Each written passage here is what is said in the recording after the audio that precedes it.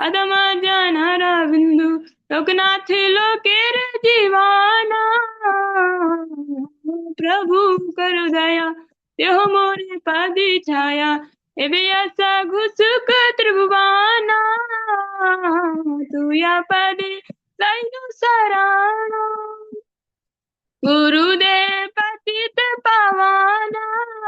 जय गुरुदेवा जय गुरुदेवा गुरुदेवा जय गुरुदेवा जय प्रभुपदा जय प्रभुपदा प्रभुपदा जय प्रभुपदा।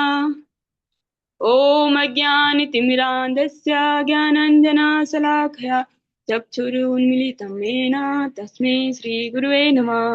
वन्देऽहं श्रीगुरो श्रीयुतपदकमलं श्रीगुरून् वैष्णवांस श्रीरूपं साग्रजातं सहगण रघुनाथान्वितं तं सजीवं सावधूतं सावधूतं परिजनसहितं कृष्ण चैतन्यदेवं श्री राधा कृष्ण पादान् सहगण ललिता श्री विशाखान्विताश्च। नमो महावदन्याय कृष्ण प्रेम प्रदायते कृष्णाय कृष्ण चैतन्य नाम्ने गौरतुसे नमः। तप्त कांचन गौरांगी राधे वृंदावनेश्वरी विश्वानुसुते देवी प्रणमामि हरिप्रिये। हे कृष्ण करुणा सिंधु दीनबंधु जगतपते गोपेश गोपिका कांत राधा कांत नमस्तुते। वृन्दाय तुलसीदेव्यै प्रियाय केशवस्य च कृष्ण भक्ति प्रदे देवी सत्यवती नमो नमः। वाञ्छाकल्पतरुभ्यश्च कृपा सिन्धुभ्यैव च पतितानां पावनेभ्यो वैष्णवेभ्यो नमो नमः।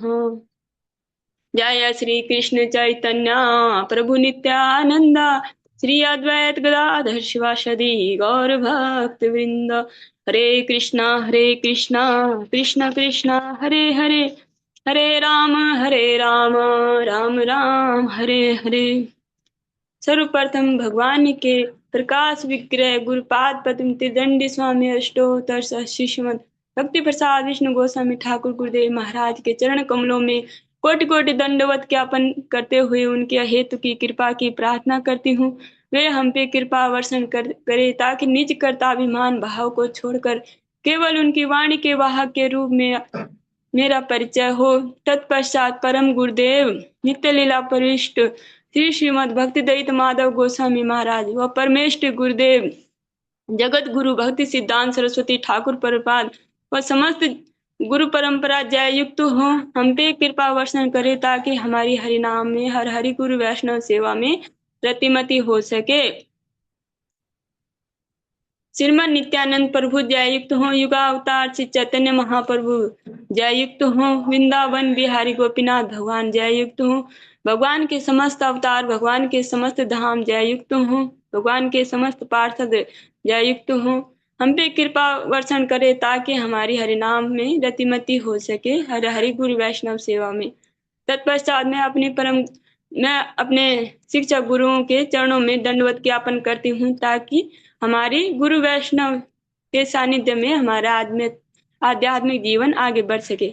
आज की प्रातःकालीन कक्षा को हम प्रारंभ करते हैं।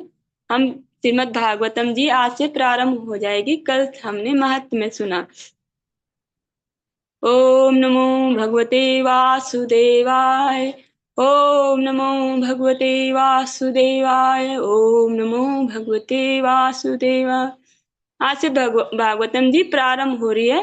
आप भी ध्यान पूर्वक सुने और आज से मतलब फीडबैक का जो सेशन है वो शुरू हो जाएगा।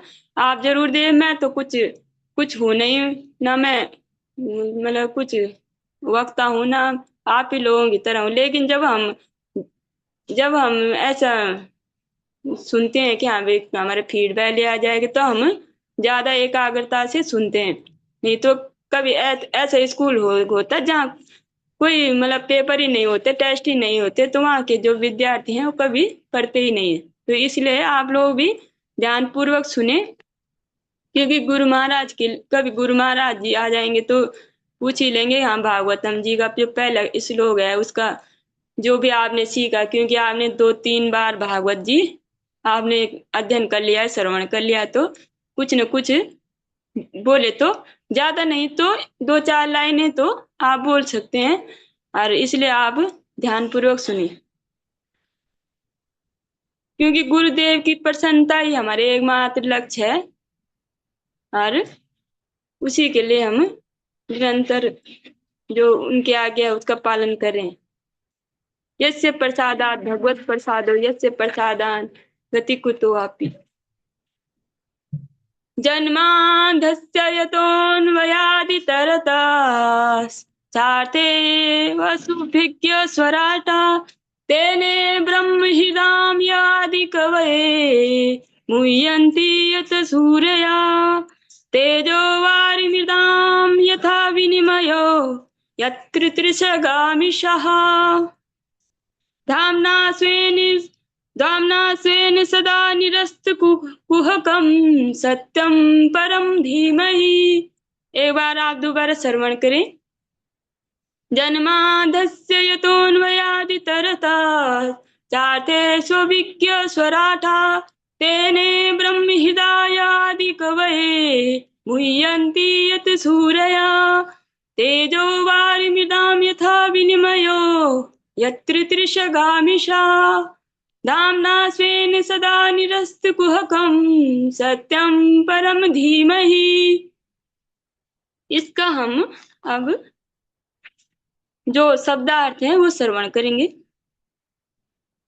हे प्रभु, हे वसुदेव पुत्र श्री कृष्ण, हे सर्वव्यापी भगवान, मैं आपको सादर नमस्कार करता हूँ। मैं भगवान श्री कृष्ण का ध्यान करता हूँ, क्योंकि वे परम सत्य हैं और व्यक्त ब्रह्मांडों की उत्पत्ति, पालन और संहार के समस्त कारणों के आदि कारण हैं। वे प्रत्यक्ष तथा अप्रत्यक्ष रूप से संपूर्ण जगत से अवगत रहते हैं और वे परम स्वतंत्र हैं, क्योंकि उनसे परे अन्य कोई कारण है ही नहीं। उन्होंने ही सर्वप्रथम आदि जीव ब्रह्मा के हृदय में वैदिक ज्ञान प्रदान किया। उन्हीं के कारण बड़े बड़े मुनि तथा देवता उसी प्रकार मोह में पड़ जाते हैं, जिस प्रकार अग्नि में जल या जल में स्थल देखकर कोई माया द्वारा ग्रस्त हो जाता है। उन्हीं के कारण ये समस्त भौतिक ब्रह्मांड हैं। ब्रह्मांड जो प्रकृति के तीन गुणों की प्रतिक्रिया के कारण अस्थायी रूप से प्रकट होते हैं, वास्तविक लगते हैं, जबकि ये अवास्तविक हैं। अतः मैं उन भगवान श्री कृष्ण का ध्यान करता हूँ जो भौतिक जगत के भ्रामक रूपों में सर्वदा मुक्त अपने दिव्य धाम में निरंतर वास करते हैं। मैं उनका ध्यान करता हूँ, क्योंकि वे ही परम सत्य हैं। अब हमें इनका जो एक्सप्लेनेशन है वो हम सुनेंगे। एक बार शब्दार्थ एक बार दोबारा सुन लेते हैं। हे प्रभु, हे वसुदेव पुत्र श्री कृष्ण, हे सर्वव्यापी भगवान, मैं आपको सादर नमस्कार करता हूँ। मैं भगवान श्री कृष्ण का ध्यान करता हूँ, क्योंकि वह परम सत्य हैं और व्यक्त ब्रह्मांडों की उत्पत्ति, पालन और संहार के समस्त कारणों के आदि कारण हैं। वे प्रत्यक्ष एवं अप्रत्यक्ष रूप से संपूर्ण जगत से अवगत रहते हैं और वे परम स्वतंत्र हैं, क्योंकि उनसे परे अन्य कोई कारण है ही नहीं। उन्होंने ही सर्वप्रथम आदि जीव ब्रह्मा के हृदय में वैदिक ज्ञान प्रदान किया। उन्हीं के कारण बड़े बड़े मुनि तथा देवता उसी प्रकार मोह में पड़ जाते हैं, जिस प्रकार अग्नि में जल और जल में स्थल देखकर कोई माया द्वारा मोहग्रस्त हो जाता है। उन्हीं के कारण ये समस्त भौतिक ब्रह्मांड जो प्रकृति के तीनों गुणों की प्रतिक्रिया के कारण अस्थायी रूप से प्रकट होते हैं, वास्तविक लगते हैं, जबकि ये अवास्तविक होते हैं। अतः मैं उन भगवान श्री कृष्ण का ध्यान करता हूँ जो भौतिक जगत के भ्रामक रूपों से सर्वथा मुक्त अपने दिव्य धाम में निरंतर वास करते हैं। मैं उनका ध्यान करता हूँ क्योंकि वे ही परम सत्य हैं। तात्पर्य सुन लेते हैं। भगवान वसुदेव को नमस्कार करना प्रत्यक्ष रूप से वसुदेव तथा देवकी के पुत्र भगवान श्री कृष्ण को इंगित करते हैं। तो जो भगवान यहाँ जो शब्द है वसुदेव, तो देवकी के पुत्र श्री कृष्ण को इंगित करते, क्योंकि भगवान ही कृष्ण ही सभी जो भी अवतार होते हैं, मतलब भगवान कृष्ण से ही निकलते हैं। आज तक तो हमने यही सुना था कि कृष्ण भी विष्णु के, मतलब विष्णु जो विष्णु होते हैं उनसे, मतलब कृष्ण मतलब अवतार समझे, लेकिन सत्य ये है कि जो श्री कृष्ण है वही अवतार हैं, अवतारी हैं, और सब अवतार होते हैं। जब यहाँ आगे भी आएगा वर्णन, जब व्यास देव जी भगवान की जो कलाओं का वो कर रहे थे, भगवान के अवतारों को, तो उन्होंने बोला एते चांस कला पुंसो कृष्ण टू भगवान स्वयं, जो कृष्ण है वही भगवान है। उस जब वो कृष्ण लीला में आए तो पूर्ण स्वरूप में ही आए, अवतार लेके नहीं आए। ये बहुत बार गुरुदेव भी पूछ चुके हैं, वैष्णवों के द्वारा भी आप सब सुने। ये तो आपका क्लियर ही हो है सबका।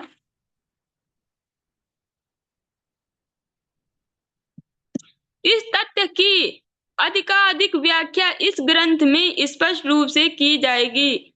यहाँ पर शील व्यास देव दृढ़ता पूर्वक कहते हैं कि श्री कृष्ण ही आदि भगवान हैं और अन्य सभी रूप उनके प्रत्यक्ष या अप्रत्यक्ष पूर्ण अंश या विभिन्नांश हैं। श्री शील जीव गोस्वामी ने अपनी कृति श्री कृष्ण संदर्भ में इस विषय की विशद व्याख्या की है और आदि जीव ब्रह्मा ने अपने ग्रंथ ब्रह्म संहिता में कृष्ण विषय की यथार्थ व्याख्या की है। जो ब्रह्म संहिता का जो श्लोक है, ईश्वर परमा कृष्णा सच्चिदानंद विग्रह अनादि आदिर गोविंदा सर्व कारण कारणम, जो ये वाला श्लोक है वो ब्रह्म संहिता में, इसमें जो ब्रह्मा जी ने बोला है कि जो सच्चिदानंद भगवान है वही आदि कारणों के, जो भी आदि अनादि पुरुष हैं वही सर्व कारणों के कारण है। और भगवत गीता में भी भगवान बोलते हैं कि अहम सर्वस्य प्रभो मत्ता सर्वं परिवर्तिते इति मत्वा भजन्ते मां बुधा भाव समन्विता, कि जो भी आध्यात्मिक भौतिक जगत है सब मुझसे ही उद्भूत होता है, मुझसे ही प्रकट होता है। जो बुद्धिमान यह जान लेता है कि सब कारणों के कारण श्री भगवान ही है, वो यत्र तत्र नहीं भटकता। जैसे खटवांग महाराज जी, तो खटवांग महाराज जी भले अपना पूरा कार्य किया, लेकिन उनका जो वो जानते थे कि सब जो आदि पुरुष हैं भगवान वही सब कुछ देने वाले हैं, परम गति भी उन्हीं के चरणों में है। तो इसलिए मैं यत्र तत्र नहीं भटक, चाहे मेरे पास एक घड़ी भी है तब भी मैं श्री भगवान के चरणों में ही अपना ध्यान लगा के जो जहाँ उनके दिव्य पार्षद जा जो सबका ही लक्ष्य है वो मैं प्राप्त करूंगा। इसलिए उन्होंने तनिक भी अपना समय व्यर्थ न करके भगवान को एक मूर्ति में पा लिया। और जो हमारा पूरा जीवन है, हम ये अपना पूरा जीवन हमने ऐसे ही खपा दिया इधर उधर भटक के। और अभी भी हम गुरु वैष्णवों के अभी की मतलब सानिध्य में आ भी गए तब भी हमको चैन नहीं, तब भी हमारा दृढ़ विश्वास नहीं है भगवान के चरणों में। अरे वैष्णवों की वाणी पे। इसीलिए जो भी हमारी दुर्गति का जो भी कारण होता है यही है। इसमें स्पष्ट कर रखा है कि जो हाँ, सामवेद उपनिषद में भी बताया गया है कि भगवान कृष्ण देवकी के दिव्य पुत्र हैं। इसलिए इस स्तुति का पहला कथन बताया गया है कि भगवान श्री कृष्ण ही आदि भगवान हैं। यदि परम भगवान किसी दिव्य नाम से जाने जा सकते हैं तो वो कृष्ण है। कृष्ण ही उनका नाम है और उनके अवतारों के नाम है। उनका मूल नाम कृष्ण है। सर्वाकर्ष कृष्ण का मतलब होता है सर्वाकर्ष, सर्वाकर्षण। बहुत बार गुरु महाराज पूछते हैं कृष्ण का मतलब क्या है। सर्वाकर्षण मतलब सबको, आकर्षण मतलब सबको अपनी तरफ खींचना। क्योंकि कृष्ण कृष्ण सबके प्रिय होते हैं, सबको वो आकर्षित करते हैं। भले कोई उनको माने न माने, लेकिन जो उनकी रूप माधुर्य है वो सबको ही अपनी तरफ आकर्षित करती है।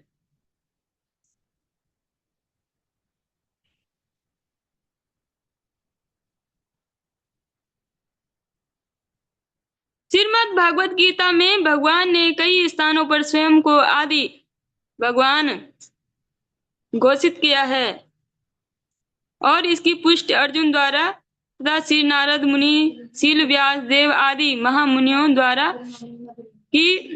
भी की गई है। पद्म पुराण में यह भी कहा गया है कि श्री भगवान के असंख्य नामों में से श्री कृष्ण नाम सर्वप्रमुख है। वसुदेव नाम श्री भगवान के पूर्ण अंश का सूचक है और उनके अन्य सभी रूप जो वसुदेव से अभिन्न हैं इस ग्रंथ में बताए गए हैं। वासुदेव नाम विशिष्ट रूप से वसुदेव तथा देवकी के पुत्र का सूचक है। सन्यासियों में सिद्ध परमहंसों द्वारा भगवान श्री कृष्ण का निरंतर ध्यान किया जाता है। जो सन्यासी है और जो भी हैं वो भगवान श्री कृष्ण का निरंतर ध्यान करते हैं।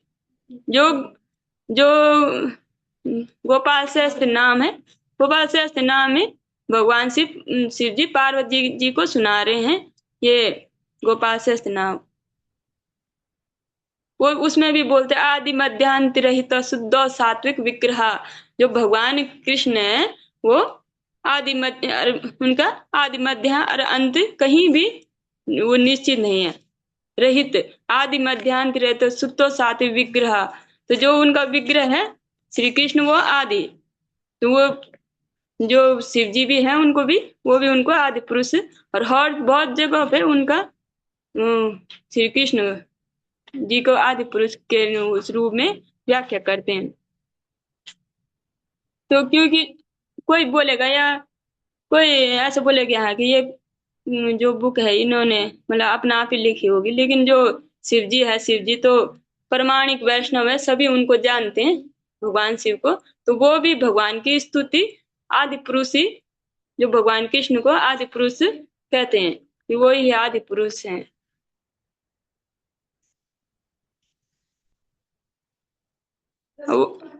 वासुदेव वासुदेव अथवा भगवान श्री कृष्ण ही समस्त कारणों के कारण हैं। जितनी भी वस्तुओं का अस्तित्व है वे सभी श्री भगवान से ही उद्भूत हैं। ऐसा किस प्रकार है इसकी व्याख्या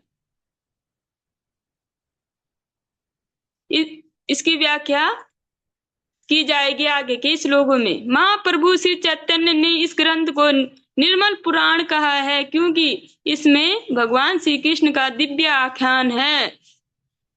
श्रीमद् भागवतम का इतिहास भी अत्यंत महिमामय है। इसका संकलन श्री व्यास देव ने दिव्य ज्ञान में परिपक्वता प्राप्त करने के बाद किया। उन्होंने अपने आध्यात्मिक गुरु श्री नारद मुनि के अनुदेशों के अनुसार इसकी रचना की। जो व्यास देव जी हैं, जब उन्होंने 17 पुराण, वो व्यास देव जी भगवान के ही अवतार हैं, लेकिन शक्य वेश अवतार, लेकिन उन्होंने जो जब वो असंतुष्ट रहे वेदांत को लिख के भी और सत्र पुराण लिख के भी, जब भगवान लीला करते हैं ना अपने अवतारों से या अपनों ही जनों से, वो दूसरों को शिक्षा देते हैं। तो जो गुरु, इसमें गुरु की महिमा बता रखी, तो जो जो श्रीमद् भागवतम जी लिखे तो गुरु के सानिध्य में लिखी गए। तो इसमें गुरु महिमा का जो बता रहे हैं कि जो गुरु महिमा है, गुरु के सानिध्य में किया हुआ काम हमेशा ही बहुत उत्तम होता है, सर्वोत्तम होता है। भगवान भी बोलते हैं प्रथमंतु गुरु पूज्यम तथा च मम अर्चनम। जो सबसे पहले अपने गुरु का पूजन करना चाहिए। पूर्वन सिद्धिम आपनोति अन्यथा निष्फलम भवेत। जो इस तरह से करते हैं उनको अवश्य सिद्धि प्राप्त होती है, अन्यथा अगर कोई गुरु के सानिध्य में गुरु वचनों पे नहीं चलता तो वो कार्य ठीक नहीं होता। तो इसमें गुरु की महिमा का भी वर्णन क्या कर रहे हैं सुखदेव गोस्वामी।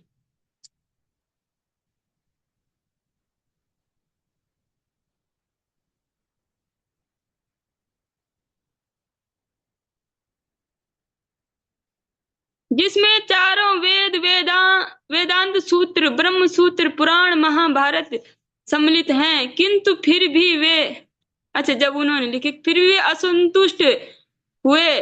जब उनके गुरु श्री नारद मुनि ने उनके इस असंतोष को देखा तो उन्होंने इसको भगवान श्री कृष्ण के दिव्य कार्यकलापों के विषय में लिखने का उपदेश दिया। यह दिव्य कार्यकलाप इस ग्रंथ के 10वें स्कंध में विशेष रूप से वर्णित है, किंतु इसका सार्थत्व प्राप्त करने हेतु मनुष्य को चाहिए कि वह धीरे धीरे ज्ञान विकसित करके कर्मशः आगे बढ़े। यह स्वाभाविक है कि चिंतनशील मनुष्य सृष्टि का उद्गम जानना चाहता है। रात्रि में वह आकाश में तारों को देखता है तो स्वाभाविक रूप से वह उनके निवासियों के विषय में कल्पनाएं करता है। ऐसी जिज्ञासा मनुष्य के लिए स्वाभाविक है, क्योंकि उसकी चेतना विकसित है, जो पशुओं की तुलना में उच्च है। श्रीमद् भागवतम के रचयिता ऐसी जिज्ञासाओं का सीधा उत्तर देते हैं। वे कहते हैं कि भगवान श्री कृष्ण समस्त सृष्टियों के उद्गम हैं। वे न केवल ब्रह्मांड के सृष्टा हैं वरन उसके संहारक भी हैं। इसी दृश्य जगत की उत्पत्ति श्री भगवान की इच्छा से किसी काल में होती है। कुछ काल तक इसका परिपालन होता है और तब उनकी इच्छा से इसका संहार होता है। अतएव समस्त जागतिक कार्यों के पीछे उनकी परम इच्छा होती है। निसंदेह ऐसी अनेक नास्तिक और जो सृष्टा पर विश्वास नहीं करते, किंतु वे अल्प ज्ञान के कारण ऐसा करते हैं। उदाहरण के लिए आधुनिक विज्ञानी ने अंतरिक्ष उपग्रह बनाए हैं जिसमें किसी न किसी युक्ति से बाह्य आकाश में प्रेक्षित किया जाता है। दूर बैठे विज्ञानी के निर्देशन से कुछ काल तक आकाश में उड़ते रहते हैं। इसी प्रकार असंख्य तारों तथा ग्रहों से युक्त ब्रह्मांड श्री भगवान की बुद्धि से नियंत्रित रहते हैं।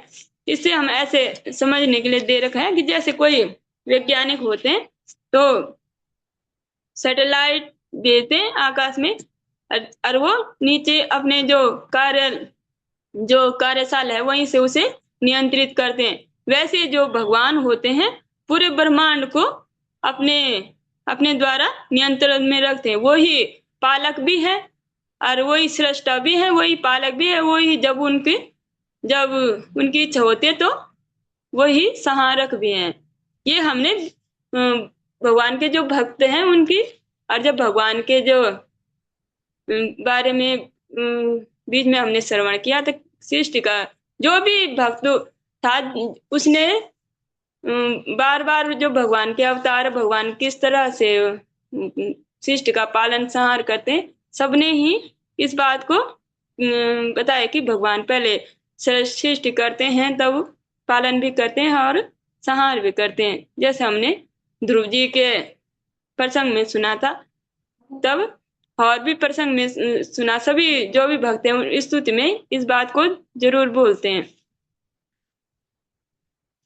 वैदिक साहित्य में यह कहा गया है कि परम सत्य पूर्ण पुरुषोत्तम भगवान समस्त पुरुषों में प्रधान है। प्रथम सृजित जीव ब्रह्मा से लेकर एक छोटी चींटी तक सभी जीव हैं। ब्रह्मा से श्रेष्ठ भी अपनी अपनी निजी क्षमताओं वाले अन्य व्यक्तित्व हैं, और श्री भगवान भी ऐसे ही एक व्यक्तित्व हैं। जिस प्रकार अन्य जीव व्यक्ति हैं उसी प्रकार भगवान भी व्यक्ति हैं, किंतु परमेश्वर या परम पुरुष में उत्कृष्टतम बुद्धि होती है। जो इसमें भगवत गीता में एक श्लोक था, उसमें भगवान बोलते हैं कि मैं अविनाशी हूँ और आदि हुई हूँ, अविनाशी भी हूँ। फिर भी मैं ये इस तरह से जैसे जन्म लेने का मैं ये लीला करता हूँ, और इस तरह से भगवान बोलते कि मैं जन्म करने की लीला कर्म भी करता हूँ, ताकि जो लोग हैं और मेरा अनुसरण करते हैं। ये भगवान कृष्ण बोलते हैं कि मैं अविनाशी होके भी अव्यक्त होके भी मैं जन्म लेने की लीला करते हूँ। जो मेरी इस जन्म कर्म च मे दिव्यम यो मे वेति तत्वता, जो इस तत्व को जान लेता है कि भगवान लीला करते हैं और वो फिर उसका जन्म मरण नहीं होता है, तो बोल रहे हैं कि मनुष्य भगवान भी एक मनुष्य की तरह वो रहते हैं, किंतु परमेश्वर या परम पुरुष में उत्कृष्टतम बुद्धि होती है और उनमें विभिन्न प्रकार की श्रेष्ठतम अचिंत्य शक्तियां होती हैं। यदि मनुष्य का मस्तिष्क अंतरिक्ष उपग्रह बना सकता है, तब तो कोई भी बहुत आसानी से कल्पना कर सकता है कि मनुष्य से उच्चतर कोटि का मस्तिष्क ऐसी आश्चर्यजनक वस्तुएं बना सकता है। इसमें हम यह समझ सकते हैं, जब भगवान का बनाया हुआ जो मनुष्य है वो ऐसी ऐसी चीजें बना सकते, तो भगवान क्या नहीं कर सकते। भगवान के लिए तो ये हमारे समझने के लिए इसमें कोई आश्चर्य की बात नहीं है कि भगवान कुछ भी कर सकते हैं। ये सृष्टि बना सकते हैं, इसका नाश भी कर सकते हैं। इसमें हम ये समझ सकते हैं आसानी से। विचारवान व्यक्ति इस तर्क को आसानी से स्वीकार कर लेता है, किंतु कुछ ऐसे कट्टर नास्तिक होते हैं जो इससे कभी सहमत नहीं होंगे। शील व्यासदेव परम बुद्धिमान को परमेश्वर रूप में पूर्ण रूप से स्वीकार करते हैं और इस परम बुद्धिमान को परमेश्वर पूर्ण पुरुषोत्तम भगवान के रूप में संबोधित करते हुए नमस्कार करते हैं। यह परमेश्वर श्री कृष्ण हैं, जैसा कि शील व्यासदेव ने श्रीमद् भगवत गीता में तथा अपने अन्य शास्त्रों में और विशेष रूप भागवतम में स्वीकार किया है। श्रीमद् भगवत गीता में श्री भगवान कहते हैं कि उनसे बढ़कर कोई तत्व नहीं है। मत्ता परतरम नान्यत् किंचित् अस्ति धनंजय, हे अर्जुन, मुझसे ऊपर कुछ भी नहीं है।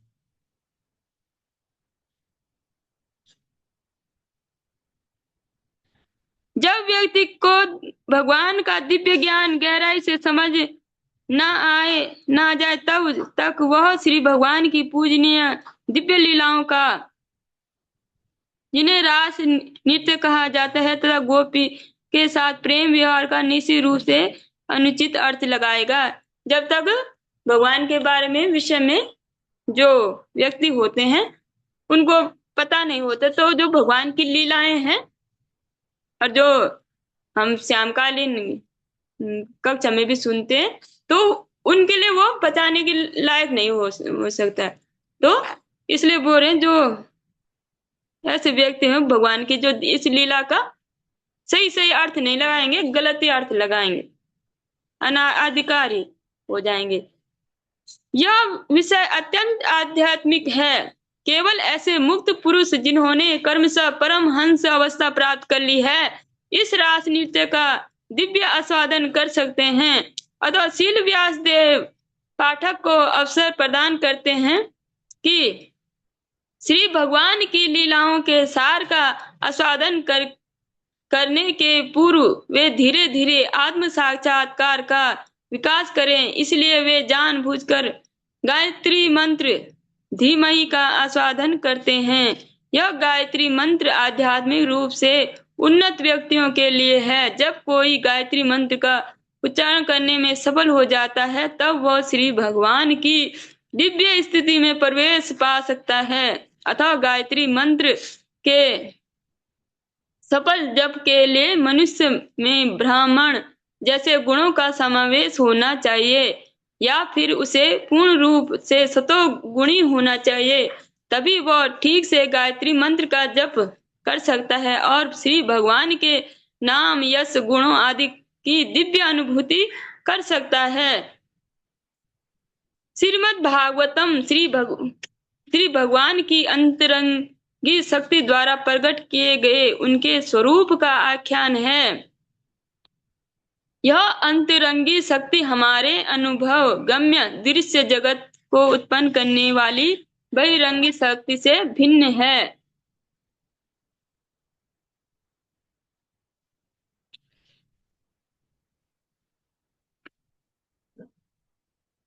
उनके स्वरूप का आख्यान है। यह अंतरंगी शक्ति हमारे अनुगम्य दृश्य को उत्पन्न करने वाली बहिरंगी शक्ति से भिन्न है।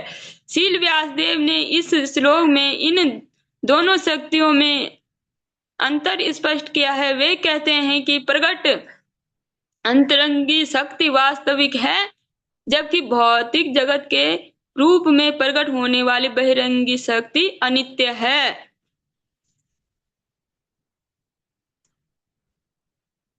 यह मृग मरीचिका के समान भ्रामक है। मृग मरीचिका में वास्तविक जल नहीं रहता, केवल जल का आभास होता है।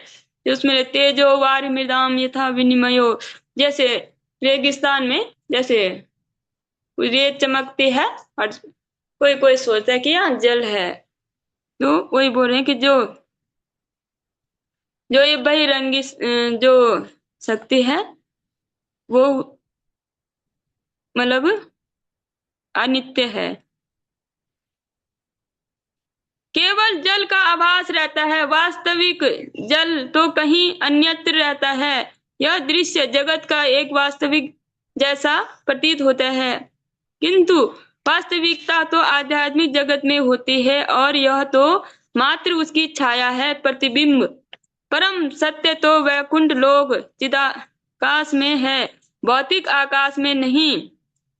भौतिक आकाश में प्रत्येक वस्तु सापेक्ष सत्य है। कहने का तात्पर्य यह है कि यह सत्य किसी अन्य पर आश्रित होता है। यह दृश्य जगत की प्रकृति के तीनों गुणों की अंत क्रिया से बनता है और अनित्य जगत बद्ध जीव के मोहग्रस्त मन को वास्तविकता का भ्रम प्रस्तुत करने वाला होता है। बद्ध जीव अनेकानेक योनियों में प्रकट होते हैं जिनमें ब्रह्मा इंद्र चंद्र जैसे उच्चतर देवता भी सम्मिलित हैं। यथार्थ में प्रकट जगत में कोई वास्तविकता नहीं किंतु यह वास्तविक जैसा प्रतीत होता है। वास्तविकता का अस्तित्व तो आध्यात्मिक जगत है।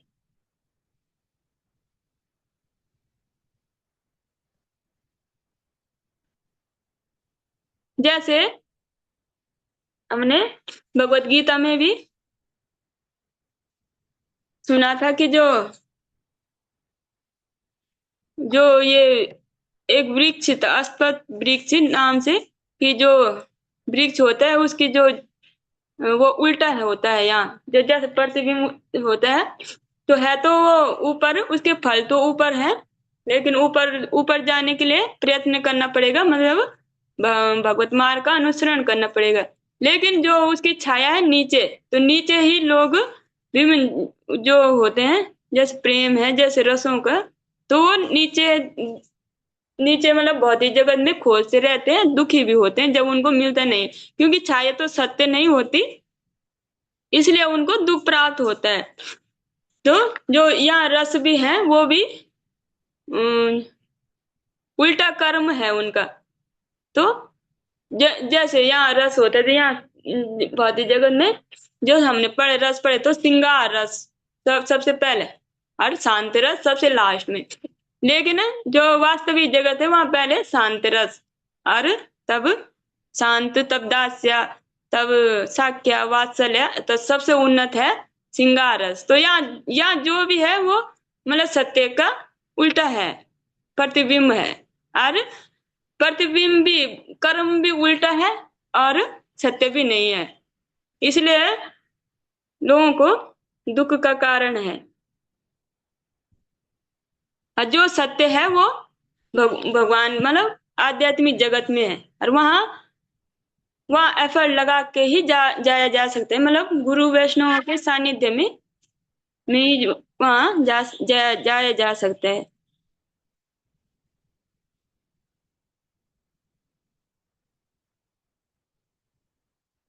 किसी किसी जटिल निर्माण कार्य का मुख्य इंजीनियर, ये यहाँ पे दृष्टांत दे रखा है। जैसे किसी जटिल निर्माण कार्य का मुख्य इंजीनियर कार्य में स्वयं भाग नहीं लेता, किंतु वह इसके कोने कोने से परिचित रहता है। जैसे कोई इंजीनियर है तो वो खुद अपने हाथों से कार्य नहीं करता, जो उसके नीचे के वो रहते हैं, स्टाफ रहते हैं, वो उनको बोलता है ये करना, खुद उसमें इन्वॉल्व नहीं रहता, लेकिन उसको हर चीज की जानकारी रहती है। वैसे श्री भगवान भी होते हैं।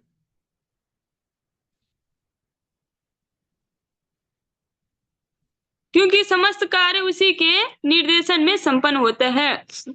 वह प्रत्येक वह प्रत्यक्ष एवं अप्रत्यक्ष रूप से निर्माण कार्य के विषय में हर बात जानता है। इसी प्रकार श्री भगवान भी इस दृश्य जगत के सर्वोपरि अभियंता इंजीनियर होने के कारण इसके कोने कोने से परिचित हैं। यद्यपि सभी कार्य देवता द्वारा संपन्न किए जाते हैं, इस भौतिक सृष्टि में ब्रह्मा से लेकर एक क्षुद्र चींटी तक कोई भी स्वतंत्र नहीं है। हर हर स्थान पर भगवान का हाथ देखने में आता है। सभी भौतिक तत्वों के साथ साथ आध्यात्मिक स्फुलिंग का भी उद्भव उन्हीं से होता है।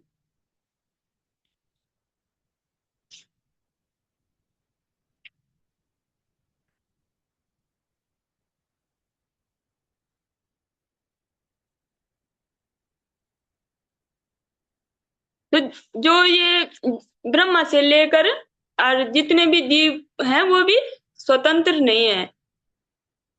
अपने कार्य तो वो करते हैं, जैसे हम समझ सकते हैं, जैसे हम कुछ भी करते हैं तो उसका नतीजा वैसे ही नहीं आता 100%, जैसे हमने सोचा रहता है। तो मतलब इसका जो कंट्रोलर है वो सिर्फ भगवान है। जितना हमको उचित होता है, मतलब जितना उनको सही लगता है, उसी हिसाब से उसका फल मिलता है। मतलब जैसे हम सोचते हैं उस हिसाब से कभी होता है नहीं। तो इसका मतलब भगवान ही सबके कंट्रोलर है, एक चींटी तक के भी।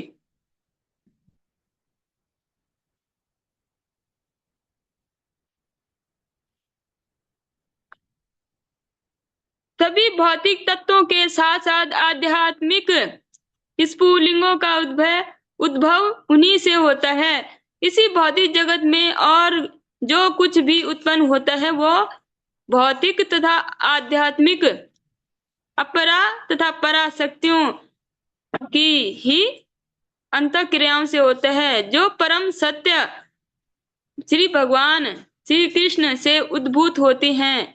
एक रसायन शास्त्री अपनी प्रयोगशाला में बैठे बैठे हाइड्रोजन तथा ऑक्सीजन मिलाकर जल उत्पन्न कर सकता है, किंतु वास्तव में जीव तो परमेश्वर के निर्देशानुसार प्रयोगशाला में कार्य करता है और वो रसायन वेता जिन सामग्रियों से कार्य संपन्न करता है वे श्री भगवान द्वारा प्रदान की जाती हैं।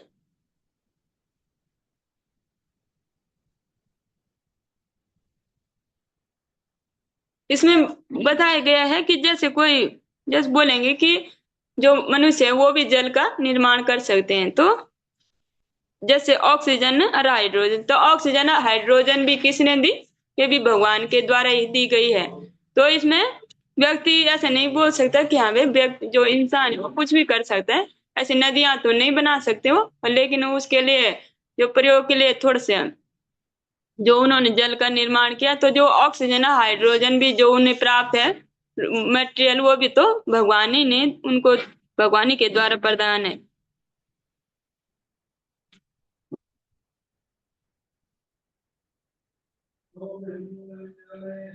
श्री भगवान प्रत्येक तथा अप्रत्यक्ष रूप से प्रत्येक वस्तु के से परिचित हैं तथा वे सभी सूक्ष्म बातों को जानने वाले हैं और संपूर्ण स्वतंत्र हैं, स्वराट हैं।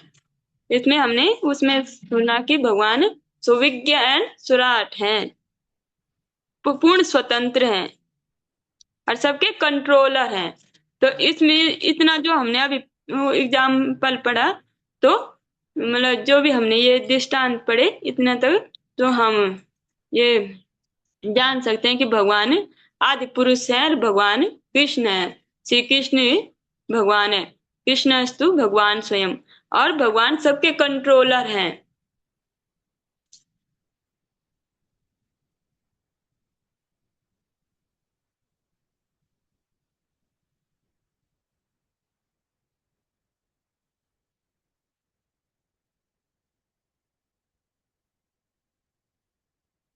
श्री भगवान प्रत्यक्ष तथा अप्रत्यक्ष रूप से प्रत्येक वस्तु से परिचित हैं तथा वे सभी सूक्ष्म बातों को जानने वाले हैं और संपूर्ण स्वतंत्र हैं। उनकी तुलना सोने की खान से की जा सकती है, जबकि विभिन्न रूपों वाले दृश्य जगत की तुलना सोने से बनी वस्तुओं से की जा सकती है। जैसे सोने की अंगूठी, हार इत्यादि। सोने की अंगूठी तथा सोने के हार के गुण खान में पाए जाने वाले सोने से ही होते हैं, किंतु खान का सोना परिमाण में भिन्न होता है। अतः परम सत्य एक ही है और साथ साथ भिन्न भी है। कोई भी वस्तु पूर्ण रूप से परम सत्य के समान नहीं है, किंतु साथ ही परम सत्य से स्वतंत्र भी नहीं है। जैसे इसमें भेदा भेदा भेद का वो हो रहा है कि जो हम तो भगवान के, हम भी भगवान के शक्ति के अंश हैं और मतलब थोड़ा थोड़ा जो बुद्धि है हमें थोड़ा थोड़ा मात्रा में यार भगवान में एक्सट्रीम लेवल पे है। तो और जैसे विभिन्न वस्तुओं का इसमें एग्जाम्पल दे रखा है, जैसे कि जो भी है, जैसे ब्रह्मा है, शिव है, और जो भी भौतिक जगत आध्यात्मिक जगत सब कुछ भगवानी से ही उत्पन्न हो रखा है और भगवान से ऊपर और कुछ भी नहीं है। कि कोई बोलेंगे कि हाँ बे भगवान से ऊपर कुछ होगा, भगवान से ऊपर कुछ नहीं है। भगवान स्वयं बोलते हैं कि मत्ता परतरम नान्यत् किंचित् अस्ति धनंजय, हे धनंजय, हे अर्जुन, मुझसे ऊपर और कुछ भी नहीं है, मैं ही सबका कंट्रोलर हूँ। संपूर्ण ब्रह्मांड के शिल्पी ब्रह्मा से लेकर एक नगण्य चींटी तक सभी बद्ध जीव सृजन का कार्य करते हैं, किंतु इनमें से कोई भी परमेश्वर से स्वतंत्र नहीं है। भौतिकवादी व्यक्ति व्यर्थ ही सोचता है कि उसके अतिरिक्त अन्य अन्य श्रेष्ठता नहीं है। जैसे भौतिक जैसे लोग बोलते हैं कि हाँ बे ये चीज हमने बनाई, जैसे कोई कुछ भी बोल सकते हैं कि ये हमने बनाई, लेकिन जो भी चीजें उपलब्ध हैं रॉ मटेरियल, वो तो भगवान ही के द्वारा बनाया गया है, उपलब्ध है। यह माया का भ्रम है। अल्प ज्ञान के कारण भौतिकवादी अपनी अपूर्ण इंद्रियों से परे देख नहीं पाता और इसी प्रकार से वह सोचता है कि पदार्थ किसी श्रेष्ठ बुद्धि की सहायता के बिना ही स्वतः आकार ग्रहण करता है। किसी श्रेष्ठ बुद्धि की सहायता के बिना ही स्वतः आकार ग्रहण करता है।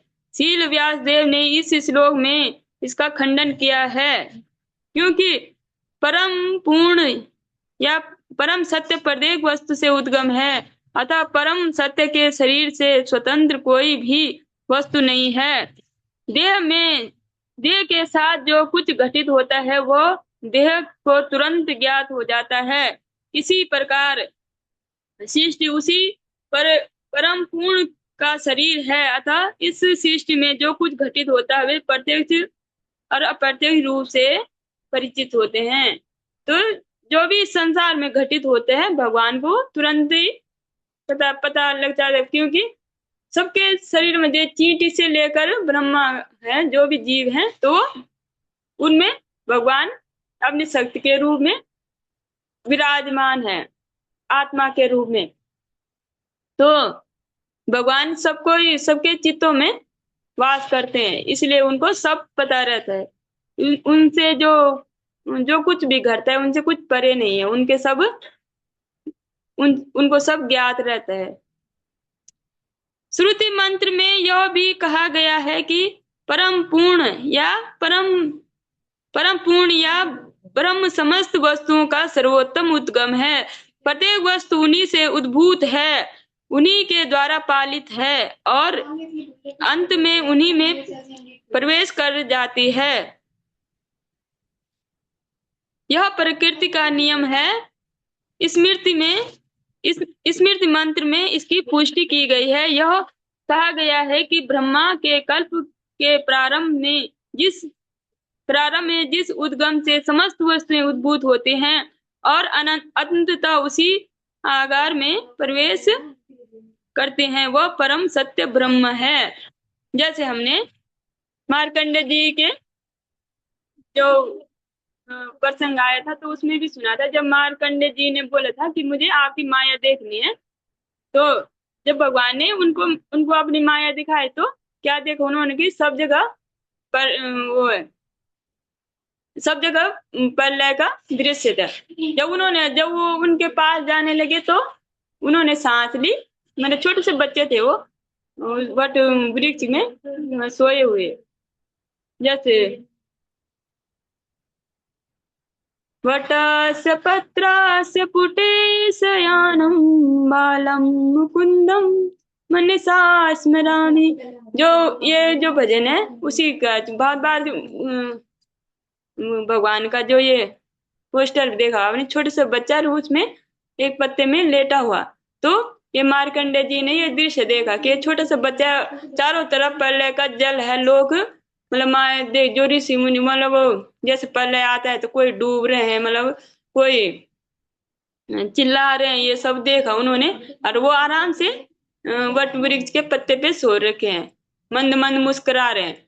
और वो तब जो लोभ काम क्रोध लोभ मद मोह आश्चर्य से ये सब से मतलब सबसे विरक्त थे मार्कंडेय जी। उनको मोह होने लगा, शोक होने लगा, ये देखे कि कितने लोग मर रहे हैं, कितने लोग ये तड़प रहे हैं, उनको मोह और शोक सताने लगा। जो वो उनके पास जाने लगे तो उन्होंने लंबी थोड़ा सांस ली, लंबी भी नहीं थोड़ा सांस लिया, मार्कंडेय जी उनके अंदर समा गए। तो देखा उन्होंने कि वहां तो सब कुछ उनके जो उधर में है सब कुछ वैसा ये शांत है।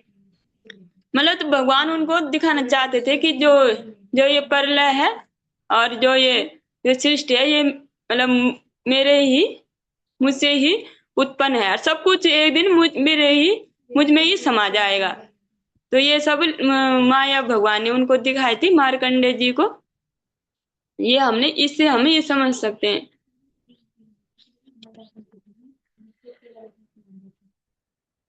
श्रुति मंत्र में यह भी कहा गया है कि परम पूर्ण या ब्रह्म समस्त वस्तुओं का सर्वोच्च उद्गम है। प्रत्येक वस्तु उन्हीं से उद्भूत है, उन्हीं के द्वारा पालित है और अंत में उन्हीं में प्रवेश कर जाती है। यही प्रकृति का नियम है। स्मृति मंत्र में इसकी पुष्टि की गई है।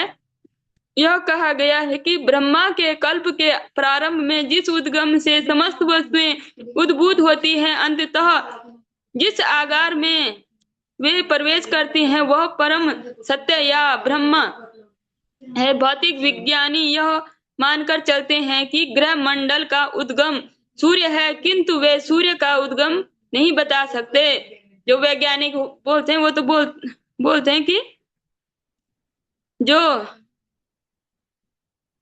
ग्रह मंडल है उसका उद्गम सूर्य है, लेकिन सूर्य कहाँ से, सूर्य का उद्गम कौन है ये नहीं बता सकते। यहाँ पर इस सर्वोच्च उद्गम की व्याख्या की गई है। वैदिक शास्त्रों के अनुसार ब्रह्मा जो सूर्य के तुल्य माने जा सकते हैं, ब्रह्म सृष्टा नहीं है। इस श्लोक में कहा गया है कि ब्रह्मा को वैदिक ज्ञान श्री भगवान द्वारा प्रदान किया गया है। तो जो ब्रह्मा जी भी हैं उनको भी तेने ब्रह्म हृदय आदि कवये मुह्यंति यत सूर्या, जो ब्रह्मा जी हैं आदि कवि, तो उनको भी जो ये ज्ञान भगवत ज्ञान किसने दिया और सृष्टि करने की जो प्रेरणा किसने दी, भगवान ने। भगवान के आदेश से वो सृष्टि का सृजन करते हैं। ये हमने उसमें इस भागवत जी में हमें जब पहले भागवतम जी का अध्ययन हो रहा था तो उसमें हमने सुना था।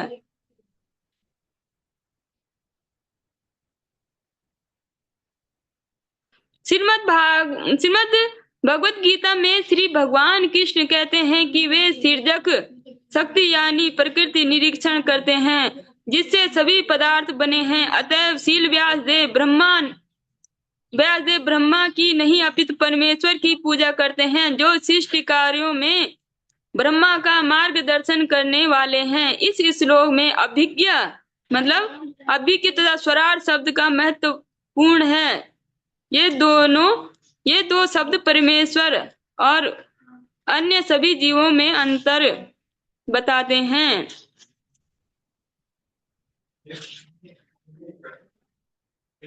समय भी हो गया है। इस श्लोक को हम कल और विस्तार करेंगे। इसको विस्तार से सुनना आवश्यक है। जो हमारे परमेष्ठ गुरुदेव नित्य लीला प्रविष्ट रूपानुगर भक्ति सिद्धांत सरस्वती ठाकुर प्रपाद, इन्होंने इसी श्लोक पे 3 महीने तक व्याख्या की थी। एक ही श्लोक की 3 महीने तक व्याख्या की थी। तो जो भगवान का इसमें स्वरूप का वर्णन की भगवान के बारे में, तो इसे हम कल पूर्ण करेंगे।